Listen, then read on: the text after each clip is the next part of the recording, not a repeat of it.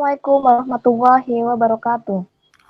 Waalaikumsalam Waalaikumsalam warahmatullahi warahmatullahi wabarakatuh. wabarakatuh. We are from Group E, and today we would like to present our presentation about Chapter 2, Mood.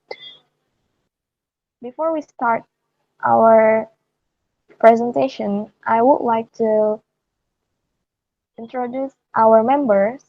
First is me, Aprilian Andita Wardeni, and second is Anna Primasari, and the last one is Siti Lutfia. First, I will explain about the clause as an exchange. The clause as an exchange clauses simultaneously encode three strands of meaning: editional, textual, and interpersonal. Editional meanings about things and ideas, are realized in the clause by options from transitivity, processes, participants, and circumstance.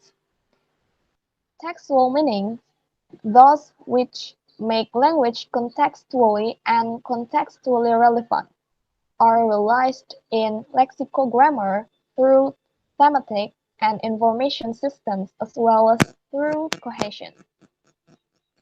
Interpersonal meanings are realized in the lexicography through selections from the system of mood. So, clause as an exchange is making an utterance is an interactive event inherently involving a speaker or writer and an addressed listener or reader. A speaker, in uttering, selects a speech role for her or himself and simultaneously and thereby allocates a speech role to the address. The second one is the mood element. The mood element consists of two parts: the subject, which is realized by a nominal group; the finite element, which is part of the verbal group. The remainder of each clause, if there is a remainder, is called a residue. The finite element is one of the small number of verbal operators expressing tense, modality, and polarity. Finite verbal operators also have negative counterparts, such as didn't, won't, can't, wouldn't, and mustn't. Sometimes the finite element and the lexical verb are fused.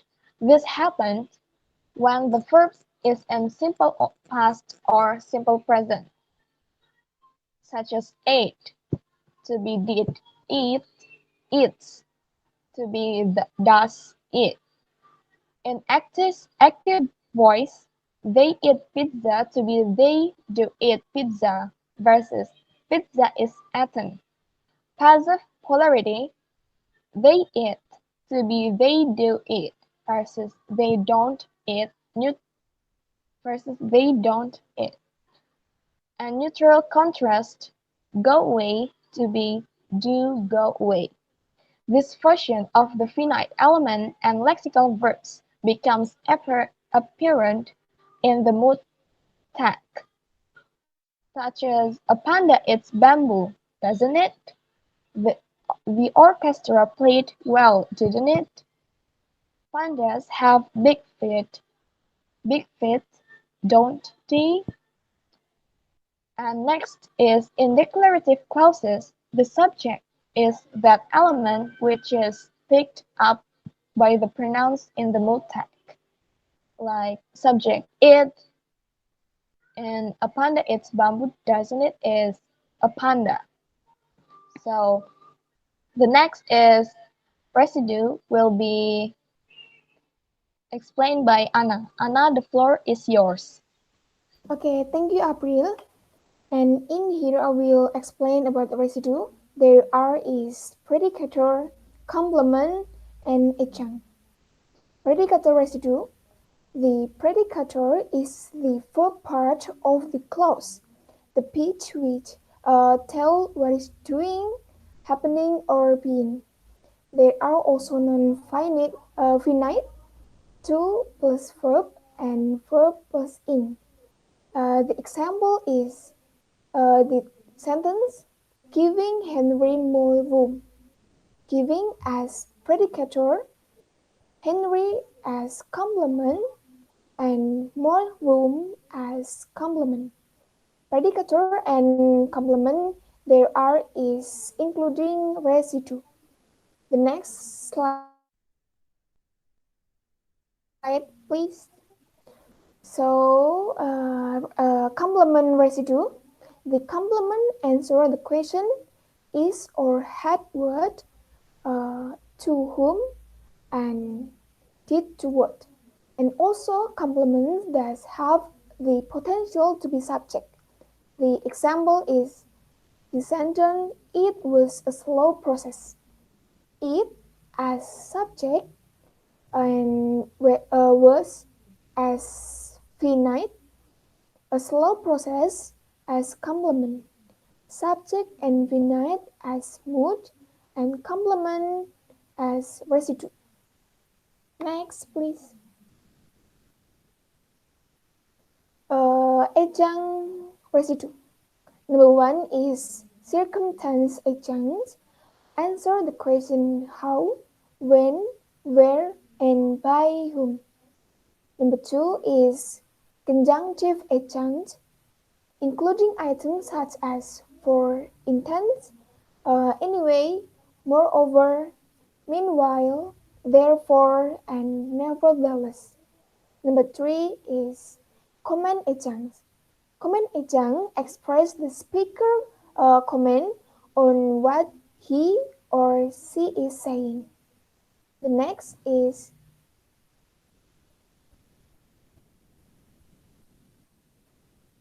next. For the example is unfortunately, however, they were too late. Unfortunately, as comment adjunct, however, as conjunctive adjunct, they as subject, were as finite, and too late as complement. Subject and finite as mood, and complement as residue. And I think enough for my material. And the next material will be explained by Lutfi. Thank you. Okay, thank you, Anna. So, here I will explain about mood types. Mood in English is realized by the position in the clause of the subject and finite.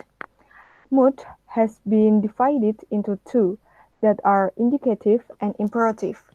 And then indicative also divided into two that are declarative and interrogative. And then interrogative also has been divided into two that are polar and WH question. Okay, first, indicative mood. Indicative mood is realized by the features subject plus finite. The order of the subject and finite realize declarative and interrogative clauses. Indicative mood is subdivided into two available terms that are declarative and interrogative. First, declarative. Declarative clauses express the statement which cover past, present, and future. The option declarative is unmarked one in the mood system. It is the most frequent choice and it serves to express a wide spectrum of speech functional meanings. For example, the car had four bicycle wheels. The car as a subject had as a finite, four bicycle wheels as a complement. And then interrogative. Interrogative also divided into two. The first is polar interrogative or yes, no questions. Polar interrogative is realized by finite plus subject. It is about yes or no question. It is used to initiate an exchange by requesting information from others. For example, did Henry Ford build his first car in the backyard? Okay, did is finite, Henry Ford as a subject, built as predicator, his first car as complement, and in the backyard as circumstance adjunct. And then in here, finite and subject is a mood, and the rest predicator, complement, circumstance adjunct is a residue. And then number 2, W question, querying subject. It is different from polar interrogative because it has WH elements preceding the finite. The WH element, such as who, what, where, which, why, and etc., stands for the missing piece of information that the speaker wants the listeners to supply. For example, what is the thing? What is subject that is WH question? Is finite, that things is complement. Subject and finite is mood and complement as a residue. Next slide, please. Okay. Exclamative. Exclamative clauses are used in interaction to express emotion such as surprise, disgust, worry, judgment, or evolution are kind of interrogative and declarative patterns. For example, what big eyes you have? What big eyes is complement, that is WH question. You is a subject and have is finite. Complement, WH question, and is a residue, and subject and finite is a mood. Okay? And then imperative. In imperatives, the mood element may consist of subject plus finite, subject only, finite only, or they may have no mood element. There will always be a predicator. For example, don't you put in there. This is subject plus finite, and then let's put it there. It is subject. Don't put it there. It is only finite, and then put it there. No subject or finite. Okay, I think that's all for the mood types and for me. Okay, thank you, Lutfi. And that's all from our presentation today. Thank you for watching our video. Wassalamualaikum warahmatullahi wabarakatuh. Waalaikumsalam Waalaikumsalam warahmatullahi warahmatullahi wabarakatuh. wabarakatuh. I'm an icon, man. And my girl about a 10. I should fuck her in a Benz.